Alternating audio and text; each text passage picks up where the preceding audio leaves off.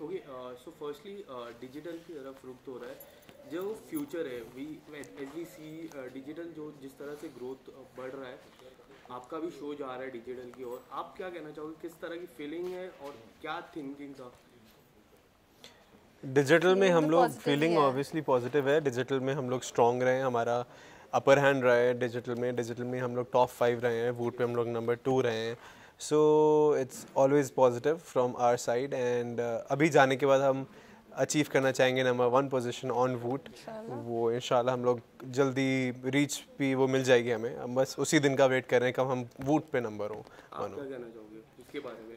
Well honestly मैं बहुत positive थी इस बात को लेके, बिकॉज यू सी हमारा फाइनाइट शो था, तो हमें जितना वक्त देना था टीवी पे हमने उतना दिया है। अब अगर इसके बाद हमें कुछ वक्त और डिजिटली मिल रहा है, so that's like a bonus point. Brownie या that's points. A brownie point and that means कि हमें बहुत सारा प्यार मिला है, इसलिए the channel does not want to let go of our show.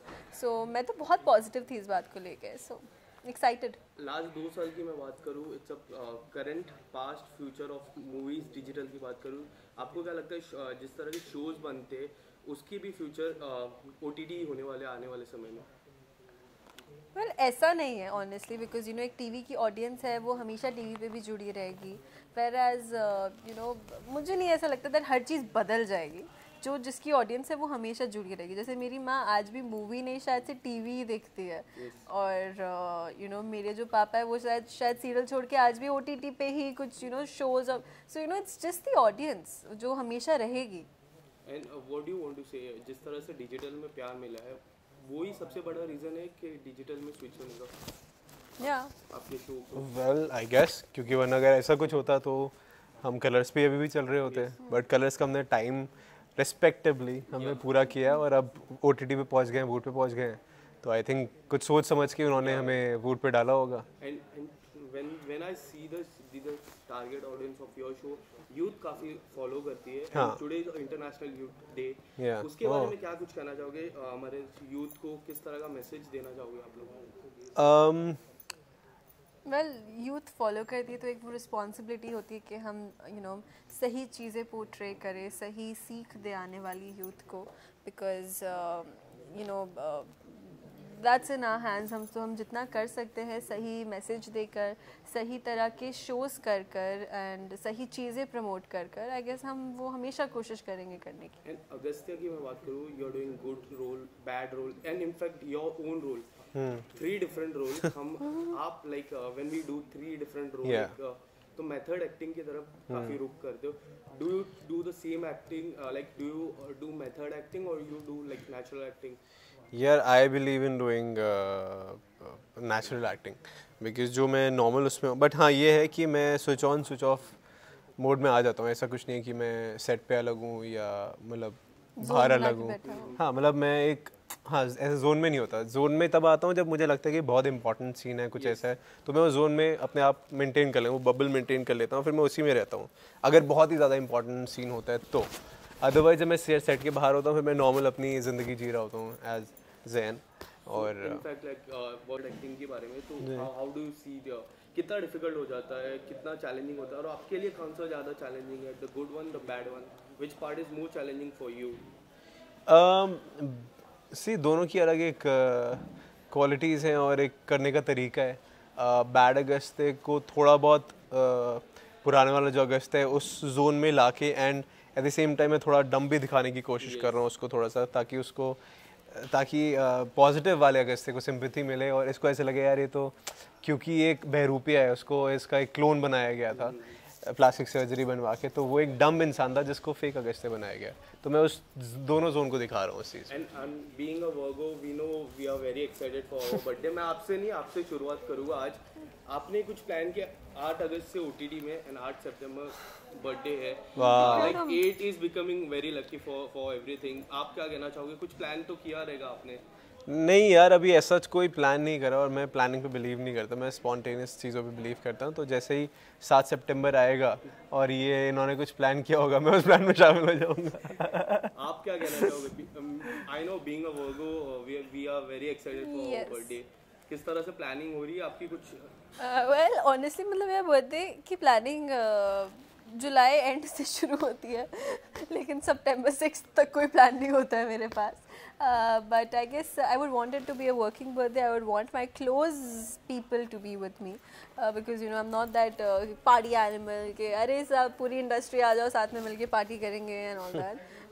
I would want it to be with my close friends and have a good time more than like you know have a wild party. I would want to have a good time. तो देखते हैं तब कैसे plans बनते हैं. And lastly हमारी जो जनता है जो वूट पे आपको देखने वाली है उनके लिए एक छोटा सा संदेश दे दीजिए. कीप ऑन वॉचिंग फना इश्क मर जावा वूट पे एक्सक्लूसिवली, तो इसको देखना ना भूलें. हर रोज़ मंडे टू फ्राइडे. और बताइए कैसा लगा आपको शो. और प्यार देते हैं. Thank you. Thanks man. Okay, ma'am, firstly, it's great to have you. The show is doing really well, and Thank the show now it has turned and it has switched to OTT, which is like the future of India. How do you see the change of OTT and now the show is also being on OTT? किस तरह से आप देख रहे हो? Well, with काफ़ी hope हम देख रहे हैं कि वो कलर्स से OTT पे गया है, जबकि it's the same, it's colors and OTT, Voot is the same. But yeah, I mean, we are pretty excited and we are in hope that, you know, if things go well, then maybe, you know, we can probably come back with another season or we can, you know, continue with the whole thing. So that is something that we are looking for. And also, I think it was always doing well on Voot, and that's why I think they also have this shift from colors to Voot. Because Zayn and Reem ka jo following hai has always been very, you know, young and youth oriented. So I guess because of that they've made this shift, and I think it's going to work for us only because hai unka wo following, so it will stay with us from colors to Voot. And in fact, you also have youth following. Yeah, because अभी कैसी है यार, अभी ही आने वाला है on Voot, so yeah. Follow करती हूँ सारी चीज़ों को लेके. Thank you. आपके किरदार के बारे में बात करूँ, जिस तरह अलग किरदार है, हमने आपके किरदार में देखा है बिग बॉस से या फिर डिफरेंट शोज हो गए या फिर रील्स हो गए, एक अलग किरदार में इस किरदार में आप करके आए हो. आप किस तरह से इस किरदार को लिए? As challenging was it? Have you taken this challenge और how you? Well, the fact that I took up the show only was because कि ये बहुत अलग रोल है. And they've also made it very very different now because ये वाला अवतार जो मैं कर रही हूँ वो मैंने पहले कभी नहीं किया है with the you know accent and lingo and whatever. तो वो मैंने कभी नहीं किया है, जो मैं justice तो नहीं कर पा रही हूँ मुझे लगता है, but जितना भी हो सकता है I'm trying. And yeah, so it's fun because you know that shift from a regular character to this is kind of it gives you a lot of you know play in the scenes and तो काफ़ी मज़ा आता है to do scenes like this. Thank you. People are enjoying it.